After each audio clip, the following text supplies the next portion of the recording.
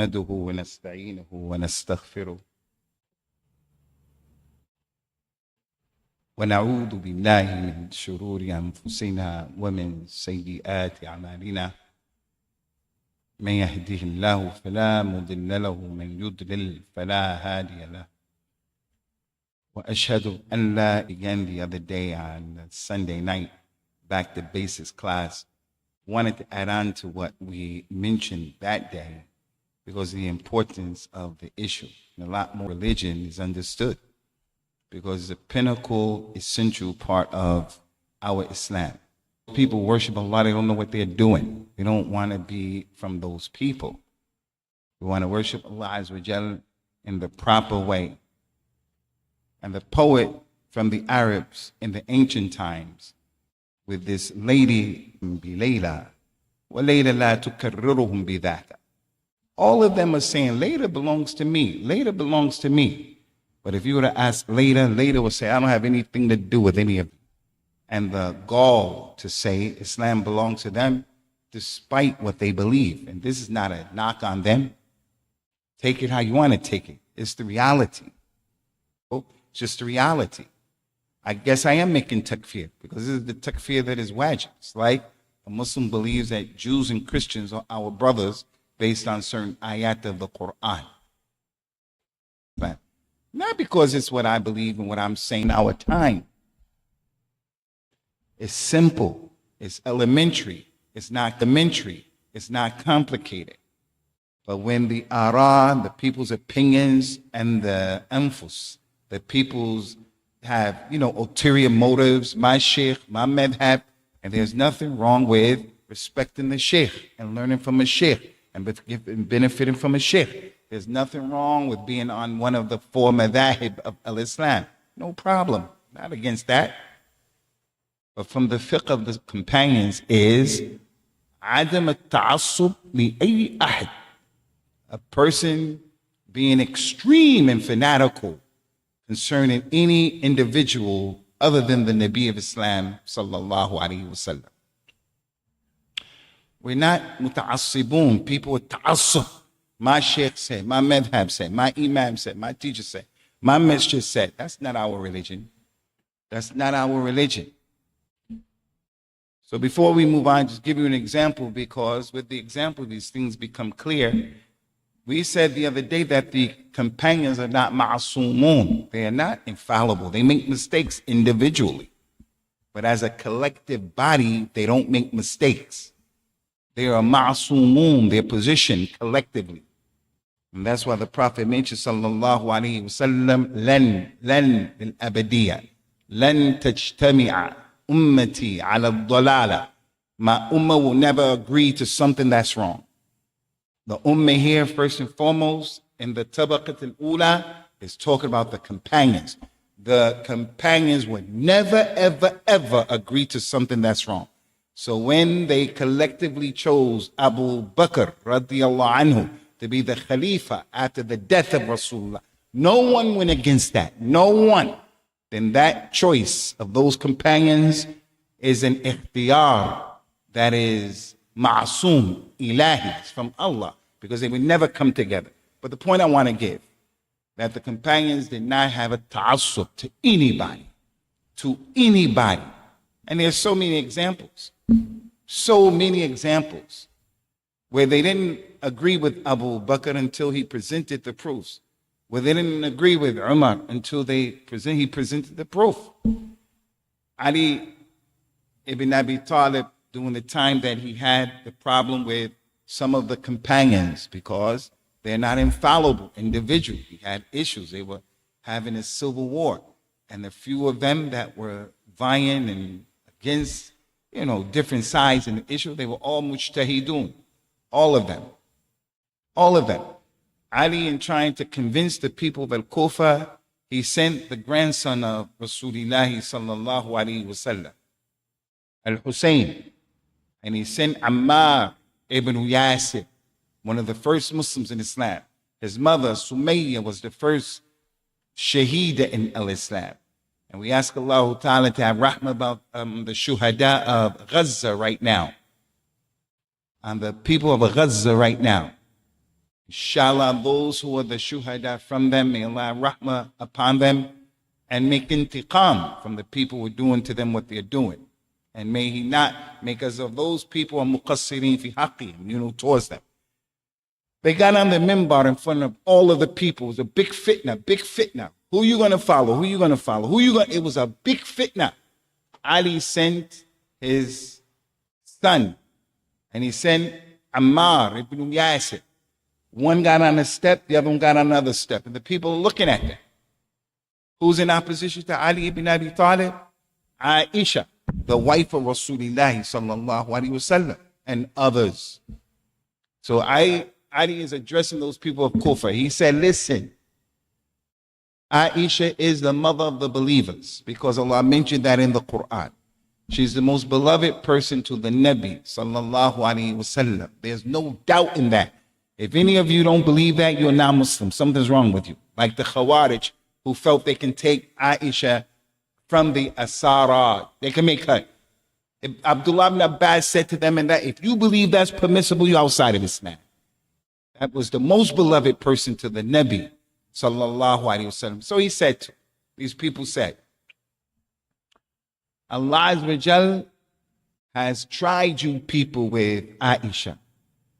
Aisha is from Jannah. Rasulullah loves her. She is our mother. This is what we say we believe. But Allah is testing you with her to see if you're going to listen to her or if you're going to listen to him. Meaning what? The companions had no ta'assub. Aisha, our mother, I'm going to go with my mother no matter what. No. لن يفلح قوم ولوا أمرهم امرأة. A group of people will not be successful if they put a woman over their affairs. That's what the Nabi said. How can she possibly be the Amir? And they started giving them the proofs that you following, this is a problem. You can't follow her, nor should you follow us just because it's us. You have to follow the proofs, the fahm and the fiqh of the companions. As we mentioned, al-ilmu قال الله قال رسوله قال الصحابة ليس بالتمويه ما العلم نسبك للخلاف سفاهة بين رأي فقيه بين رأي النبي ورأي الفقيه. Knowledge is what Allah mentioned. It's not what that sheikh said, that sheikh said, that sheikh said. So I want to share these few issues with you in addition to the other day. The understanding of the companions. Why is it important? Why is it imperative? I want to ask you, brothers, because I just don't want you to sit there. Which companion out of the companions was the most knowledgeable companion as it relates to the tafsir of the Quran? Which person was that? Who? No. Abdullah ibn Abbas, who Rasulullah sallallahu alaihi wasallam grabbed him like this and made dua, Allahumma allimhu ta'wil al-Quran. Teach him the tafsir and the meaning of the Quran. He made divine dua for him. So Abdullah ibn Abbas was the companion who knew the tafsir the most and better than anyone else. The great scholar Imam al-Suyuti, he said that Abdullah ibn Abbas' students were three categories. The people who were from Mecca and the people who learned from him in Al-Medina and the people who learned from him in Al-Iraq when he went to Al-Iraq. He spent time in those three places. He was in Al-Medina during the time of the Nabi sallallahu alaihi wasallam. Rasulullah died. He was very young. And then he was sent after Rasulullah died sallallahu alaihi wasallam to Mecca. And he lived most of his life in Mecca. And while he was in Mecca, he went to Al-Kufa because of all kind of things. And Imam al-Suyuti and those other scholars said the strongest students and the best students of Abdullah ibn Abbas were the Tabi'un who were from Mecca, because that's where he lived. He's the number one companion in the tafsir of the Quran. He lived in Mecca. So those students of Mecca were his strongest students. Did he not have students from Medina? Yes, he did. Did he have them from Iraq? Yes, he did. But the best ones were from Mecca. From Mecca. From those students. And this is important in our religion. The companions memorized the Quran. And then they gave that Quran to the next group. We mentioned how they memorized. How did the companions memorize the Quran? They would take 10 ayat, learn what they meant, and then they would practice them, and then they went on to the next 10. That's how they dealt with that Quran, and that was one of the reasons why they were able to control and to get dominance in their environment. Abdullah ibn Abbas, the number one companion, taught those people in Mecca. From them, he had a free slave. His name will come over and over, come up over and over. His name is Ikrimah, the free slave of Ibn Abbas. Atta ibn Abi Rabah, who was a black man, and I'm not here to get into black, but he was black. And because of his knowledge of the Quran, he was raised up tremendously. Ikrimah. From them, Ta'us. From them was a tremendous tabi. His name is Mujahid. I'm going to say you say it. Mujahid. Remember this, Ikhwani. Mujahid said, I took the Quran from Ibn Abbas 30 times. 30. I went over that Quran with Ibn Abbas from beginning to the end. He said in another narration, I went over the Quran 3 times with Ibn Abbas, every ayat I said, why was this revealed? Where was this revealed? What was this one about? And why this one? For that reason, Al-Imam al-Bukhari and Al-Imam al-Shafi and others, they said the best tafsir from any tabi'i is the one that comes from Mujahid and Ibn Abbas. There's no tafsir like it in terms of its veracity and its strength.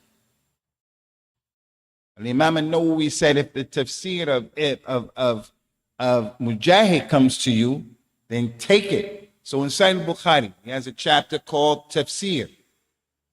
Those ahadith that he brings with Ibn Abbas and Mujahid are the strongest hadith of tafsir in the dunya.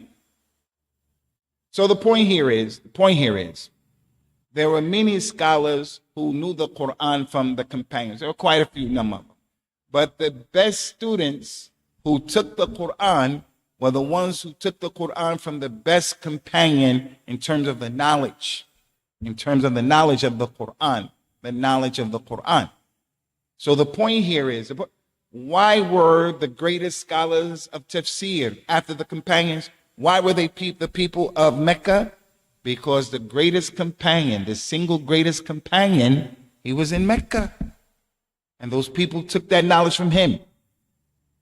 The other people, that's not to take away from any other scholar, from any other place from the companions. Some were in Sham, some were in other places. But Abdullah ibn Abbas, because he was the number one companion in terms of the tafsir of the Quran, that had an effect and an impact on who came after him and who took from him. It was a proof of what? It's a proof of the Mishkat, the fountain that the people were taken from, the fountain, the main one, like that hadith said, that the ulama are the inheritors of the scholars. Those people from Mecca, they inherited from Abdullah ibn Abbas that Quran in a way that nobody else inherited the Quran. So the people who read the Quran and tafsir of the Quran, the vast majority of them are from Mecca. It's a direct result of taken from the companion that was the one who is light, glimmered more than everybody else. And that's used to show, again, the importance of the understanding of the companions, because Ibn Abbas was second to none. And that was reflective in how the Quran was preserved and maintained, and that science of the tafsir of the Quran. Concerning the understanding of the companions as well, and this is basic, it's simple, and it's indisputable. And that is, their understanding of the Book of Allah is the understanding. Because you can go into the Quran right now, and you can put that thing in AI, I forgot what you call it. What's that thing when you ask a question and you can find out, what's that thing called again? Yeah, this thing. You could put something in there and they'll give you back a word for word translation that will not give you the understanding of what's being said. And I'm not saying that that thing is bad. What is it called again? Chat GBT. That thing is important from what I'm understanding. Everybody should be involved in that, but you got to know what you're doing. But if you put something in there and just expect, sometimes you can get something back that is not knowledge based. You can get a translation back that's not knowledge based. But when you're right there with the Rasul of al-Islam, sallallahu alaihi wasallam, any misunderstanding that you have, any question that you have, you're going to get the exact answer, the best answer. And that used to happen with the companions. Those ayat in Surah Al-Baqarah, for an example, and in many examples, we'll give you 2 or 3, inshallah. Those ayat in Surah Al-Baqarah that talk about the changing of the Qibla from Bayt al-Maqdis to Mecca. Rasulullah used to look up into the sky and he used to hope and wish that Allah would change the Qibla from Bayt al-Maqdis to be different from the Yahud. He wanted to face Mecca. After so much time, Allah revealed these ayat saying, verily we see you. I see you looking up to the sky, wanting to change the Qibla. Now I have changed your Qibla. So now, for every prayer, everyone face that way. In those ayat about facing that way, there is an ayat in which Allah Azza wa Jal mentioned in the Quran, وَمَا كَانَ اللَّهُ لِيَضِيعَ إِيمَانَهُمْ. Allah is not going to cause their iman to be lost. Allah is not going to cause their iman to be lost. Why was that ayat revealed? That ayat is saying, the translation of that ayat. I'll first tell you what happened.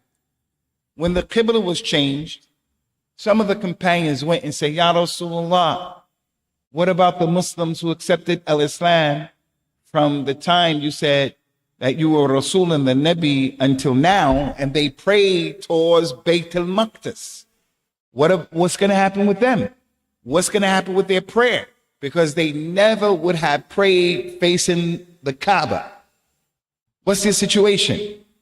Allah revealed this ayah, and the ayah said, Allah will not cause their iman to be lost. Is there a difference between the word iman and salat? Is there a difference? Is there a difference? What's the meaning of iman? The belief, their iman won't be lost. And what's the meaning of salat? The prayer that we do. But Allah Ta'ala didn't call it iman. The question is, what's going to happen to their salat? The ayah came down and said, their iman won't be lost. Iman in this ayat means exactly their prayer won't be lost. If you just read that ayat without knowing that background, Allah won't cause their iman to be lost. That's true. You didn't get it wrong if you just thought it was iman, but it doesn't just mean iman. This ayat is specifically talking about prayer. And it's one of the proofs that the people of the Sunnah hold on to tenaciously when it comes to actions being from al-Iman. Actions are from al-Iman. Some people came, they're called the Murji'ah, and they say you don't have to do any actions and you're a believer. You can abandon prayer and you're a believer as long as you say La ilaha illallah. You can drink as long as you say La ilaha illallah. Commit zina, sell khamr. You can do whatever you want as long as you say La ilaha illallah. You don't have to wear hijab. And there was a group. Those scholars came and said, no, actions are from al-Iman. And the proof that actions are from Iman is this ayah. That Allah said, we will not cause their Iman to be lost. And Iman is talking right here about Salat. It's a proof that Salat is from actions. That's another issue. But the point here is, if you just got that ayah without knowing why it was revealed, you wouldn't understand the ayah correctly or in its totality. So that Quran was revealed on those companions, and as such, they were the people who understood it better than anyone else. Second example, you guys got to remember that example right there. وَمَا كَانَ اللَّهُ لِيُضِيعَ إِيمَانَهُم. Allah is not going to cause their faith to be lost. But faith in this ayat is not talk about iman. Al-iman billahi wa malaikatihi wa kutubihi wa rasulihi wal yawm al-akhir. Al-iman bil qadar khayri wa sharri. It's not talking about that. It's talking about the prayer. And the companions understood that.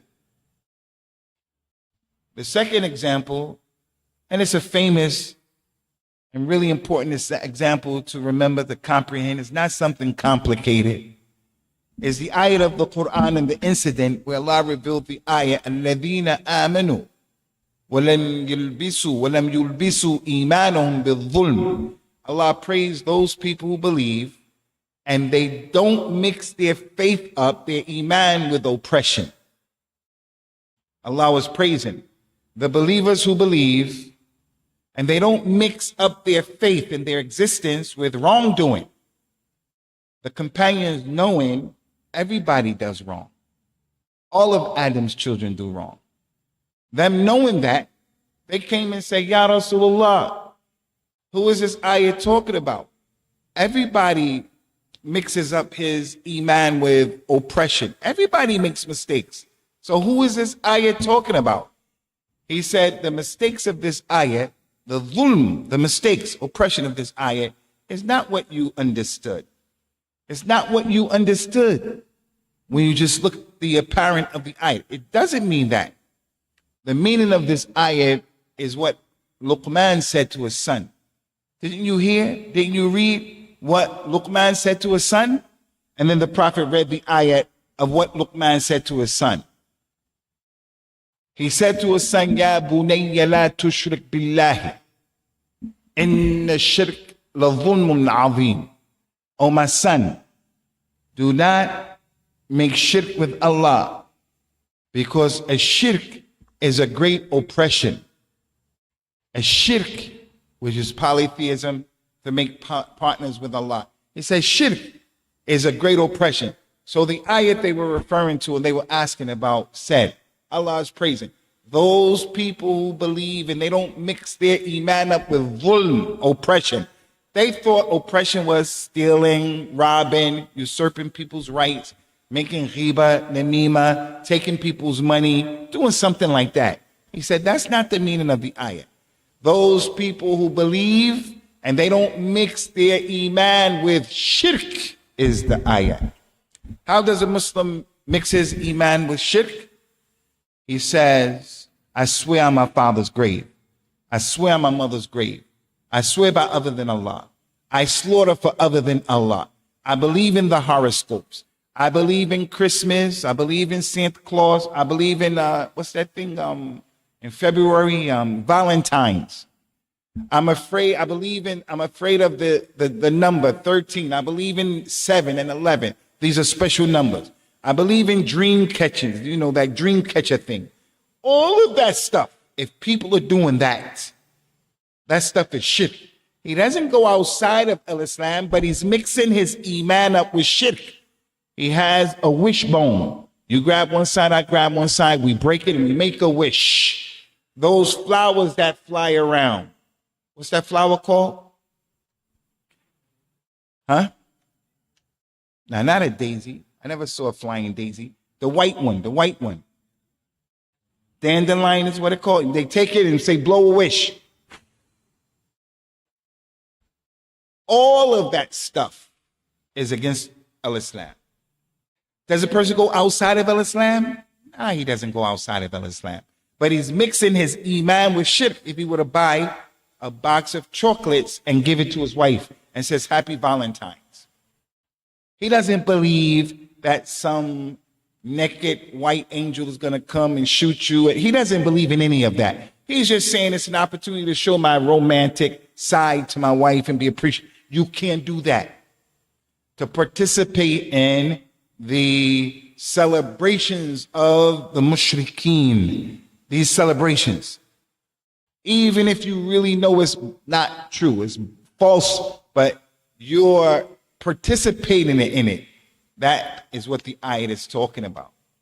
So those companions, Ridwanullahi alayhim ajma'in, because they were there with the Nabi of Islam, sallallahu alaihi wasallam, the understanding of the Quran is the understanding. But what happens if there is an understanding from the Quran that the companions had no way of knowing concerning science, concerning biology, the science in the Quran, and these things that are coming out today? What if the companions didn't have that ability? Is the understanding of the companions our understanding now? We say no. Now, with science moving forward, it's possible for people to come to understand certain things scientifically that the companions had no way of understanding those things. It's possible, provided that that understanding doesn't go against what they understood. What was the religion their time is the religion our time. So if something is going on now that they spoke about, or there's delil from what they understood, can go against the science, we're going to reject the science today. But Al-Islam isn't against modernity, and Al-Islam, we don't claim for 1 minute that nothing is new, nothing new is coming up. No, these things that are new, that are coming up, it's an aspect of the Quran, the science of the Quran. That aspect of the Quran that proves that these non-Muslims or no human being and no jinn can come and reproduce things like the Quran. How was it and how was it the Prophet sallallahu alaihi wasallam could have prophesied what's going on right now in Gaza? He prophesied it to a T back then. How did he do that? Because revelation comes to him. He prophesies it. Where did he prophesize that, Rayyan? Yeah, when? And what? Delil, what did he prophesize? What's going on in Gaza? He told us about it. Exactly. What did he say?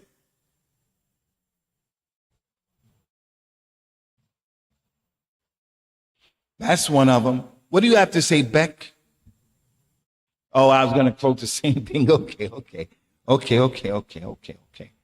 My man, Umar, what do you say? Abdul Shakur. He says, sallallahu alaihi Farzan. He says, sallallahu alaihi wasallam, pretty soon the other nations are going to gather against this nation the way diners gather together on one single plate. And they're all going to be against you, and they're going to come together, all of them. The companions say, Ya Rasulullah, are they going to do that because we're going to be few in numbers? He said, no, you're going to be a lot of people, be over 1 billion people on the face of this earth. And you're going to have money too. You're going to be a lot of people. He said, but Allah will throw into your hearts al-wahin, and he will take out of the hearts of your enemy the fear of you. They said, what is al-wahin? He said, al-wahin is loving the dunya and hating death. So with what's going on, if you've been watching what's going on, it's very difficult, almost impossible for a Muslim who's worth his weight in salt to see what's going on and then to watch the whole world just be quiet, especially the Muslims. And we can't do anything about it. I saw a thing where a cat at a baseball game was in a stadium and a cat was going to fall off. He was hanging on to the things by his nails and he started kicking his legs. And when the cat fell, someone down there, everybody was looking on that side of the stadium.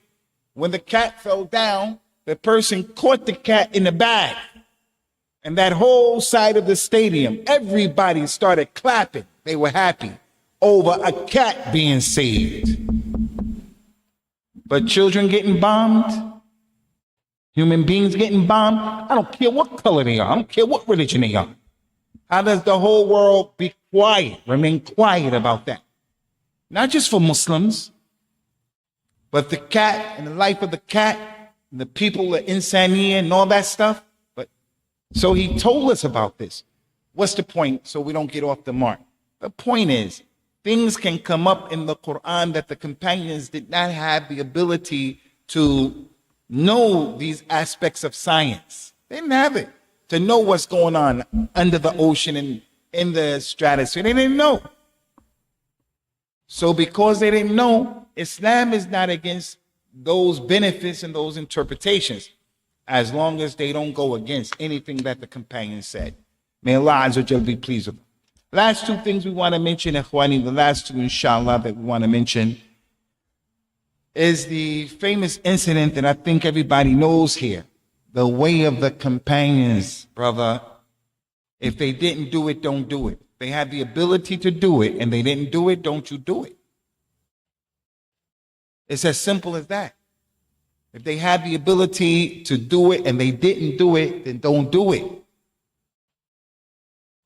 One of the scholars of the companions in the Quran, and other than that, was Abdullah bin Mas'ud, one of the tremendous companions, and Abu Musa al-Ash'ari, another tremendous personality from the companions. They accepted al-Islam quite early in the process. Abdullah bin Mas'ud was the scholar from the companions. He was one of them. So his students used to sit at his door and they will wait for him to come out. And if we had a scholar here in Kissimmee, I say we should do that. If we had a real scholar and we found out he came, we should go and wait for him, sit at the door of his hotel, his resort, his car, and give him love when he comes out. A real scholar. Don't anybody take this hadith and say you're going to come and sit at my door. Because if you sit at my door, it's going to be a problem. But this is how the Salaf were with those companions. This is how they were. They would go out in that heat, and there are too many examples of some amazing sacrifices that they made sitting at the door. Another companion would sit at the door of Abdullah bin Abbas, and there's a sandstorm, and he's just sitting there waiting. And when he comes out, he finds him covered up in sand and said, "What are you doing?" And he will wipe him off because he didn't feel that this was, he said, "I just came to find out one ayat from you that I heard, that you know the meaning of that ayat." That's a companion making jihad and efforts to learn the book of Allah and its meaning. That's the companions respecting the ulama. The person is a Muslim, but he has no regard for the position of scholars in this religion. No regard. It's easy for him to make ghiba of the scholar. It's easy for him to make takfir of the scholar. Easy. It's easy for him to say, he's a scholar for dollars. All of the ulama of Islam are scholars for dollars because they're not passing fatwas for Gaza. Because he is emotional about an issue that we all should feel this sensitive issue. This is a problem. Gaza is a problem. But Gaza is a problem, and you saying that is it's a totally different issue. The fiqh of the companions is not that. The understanding of the companions is not what you're doing. But when you don't have the understanding of the companions, and your understanding is based upon politics, based upon emotions, and then you say whatever you want to say. The meat of the scholars of Islam is poisonous. Don't talk about scholars, even if you feel the scholar made a mistake. Don't have enmity and animosity. You talk about them in that kind of way, in a disrespectful way. Don't do it. And those Salaf used to say, if you see somebody doing that, you have a friend, someone does that, then run away from them the way you run away from the plague. Like Al-Baras. Al-Baras is, what's that thing they put in the Bible? They put you in that colony where your meat be falling off. Leprosy. Run away. Because that man, the person who's teaching like that, these people in America, there are a few of them in America, in the UK, but we're in America. But the internet is a problem. Beware of the people who talk like that about the ulama of Islam. Know for a surety, when you pray Surah Al-Fatiha, you say غَيْرُ الْمَغْضُوبِ عَلَيْهِمْ وَلَا الضَّالِينَ, the Dhalin of the Christians, and also people like that, because that guy is astray. The scholars of Islam are the inheritors of the prophets and the messengers. Does that mean that they're infallible? No. Listen to what I'm telling you guys again. You got to make this connection here. Am I saying that all scholars in the world, all of the scholars in the world are to be listened to and to be obeyed? I'm not saying that. I'm saying you and I should make it our business not to talk about ulama of al-Islam, past or present. Because he didn't agree with what you said, and what you said may be the truth. Don't talk bad about the ulama, especially to other ignorant people. Don't take part in that discussion. Abu Musa al-Ash'ari came to the house and he saw the students. He said, did Abdullah ibn Abbas, did he come out yet? They said, no, we're waiting for him. He sat with everybody else. When Abdullah ibn Abbas came out, when Abdullah ibn Mas'ud came out, he said, Abu Abdurrahman, I just came from the masjid and I saw something that was good. I saw it looked good. He said, why didn't you say something about it? He said, I wanted to see what you had to say. What did you see? He said, I saw some people, they were in our masjid and they were making the dhikr of Allah. A group of them there were making dhikr, group over there, group over there, group over there. And they had these rocks and they were saying, the man would say Allahu Akbar. They say Allahu Akbar, say Subhanallah, Subhanallah. He said, I saw that. They were making the dhikr in the masjid, students of knowledge.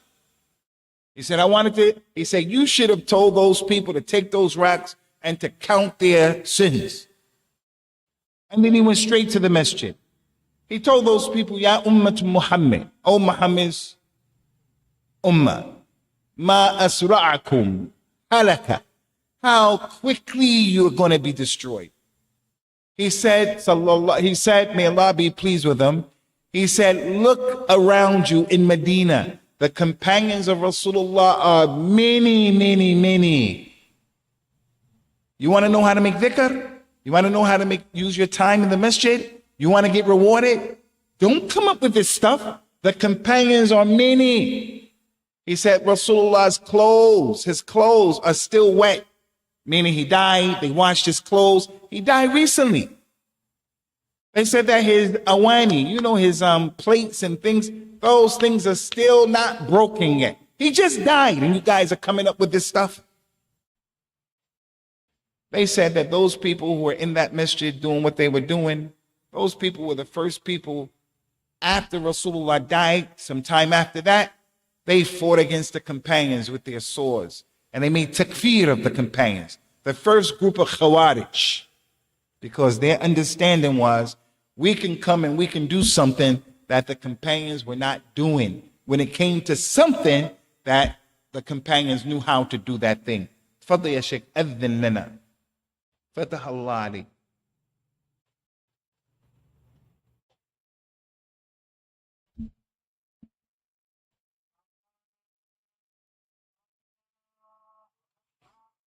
Allahu Akbar, Allahu Akbar. Allahu Akbar, Allahu Akbar. Ashhadu an la ilaha illa Allah. Ashhadu an la ilaha illa Allah. Ashhadu anna Muhammadan Rasulullah. Ashhadu anna Muhammadan Rasulullah. حي على الصلاة لا حول ولا قوة إلا بالله حي على الصلاة لا حول ولا قوة حي على الفلاح لا حول ولا قوة حي على الفلاح لا حول ولا قوة الله أكبر الله أكبر لا إله إلا الله اللهم صل على محمد وعلى آل محمد كما صليت على إبراهيم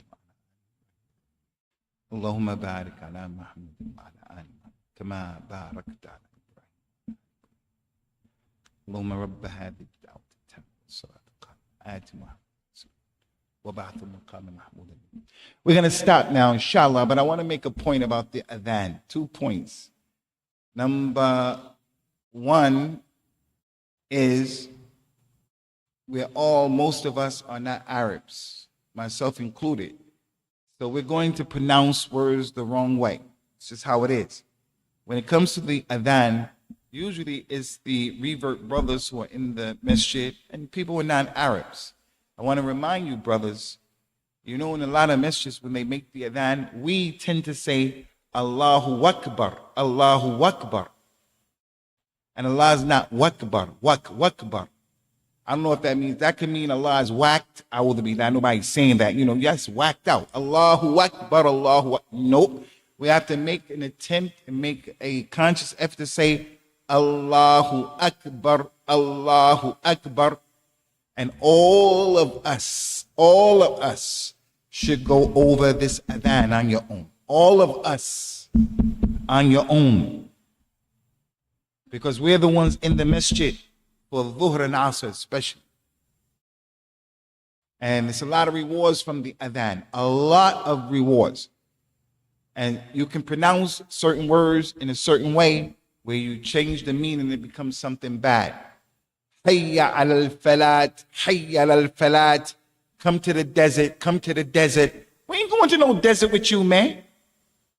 You laughing, brother. It's all of us. I'm not picking on anybody here. I'm saying to everybody, advice. That's the first thing. Second thing is connected to today's talk. The adhan, the adhan.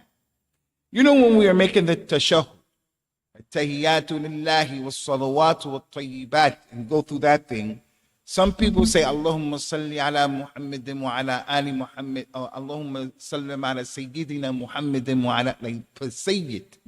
Oh Allah, give salams upon our Sayyid. Is Rasulullah our Sayyid? Huh? Yes, no doubt. But did the Prophet, did the companions learn it that way?